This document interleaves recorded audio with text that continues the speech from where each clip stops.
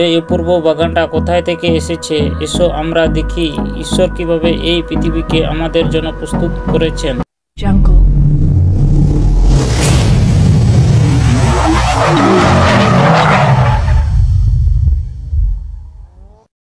ভিডিওটি ভালো লাগলে লাইক, শেয়ার এবং কমেন্ট করুন এবং সাবস্ক্রাইব করতে ভুলবেন না। ভিডিওটি না টেনে শেষ পর্যন্ত দেখুন।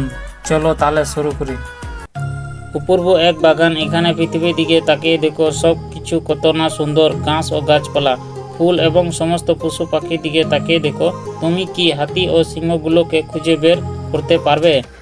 এই অপূর্ব বাগানটা কোথায় থেকে এসেছে, এসো আমরা দেখি ঈশ্বর কিভাবে এই পৃথিবীকে আমাদের জন্য প্রস্তুত করেছেন। প্রথমে ঈশ্বর ভূমিকে ঢেকে দেওয়ার জন্য সবুজ গাছ সৃষ্টি করেছিলেন, আর তিনি সব রকমের ছোট লতাগুলোন, ঝোপঝাড় ও গাছপালা সৃষ্টি করেছিলেন। বেড়ে উঠতে থাকা এই গাছপালা পৃথিবীকে সুন্দর করে তুলেছিল, কিন্তু এগুলো তার চেয়ে বেশি কিছু করেছিল। এগুলোর মধ্যে অনেকগুলো থেকে আমরা সুস্বাদু খাবার পাই। সবশেষে ঈশ্বর পৃথিবীকে একটা অংশকে এক বিশেষ স্থানে হিসাবে প্রস্তুত করেছিলেন।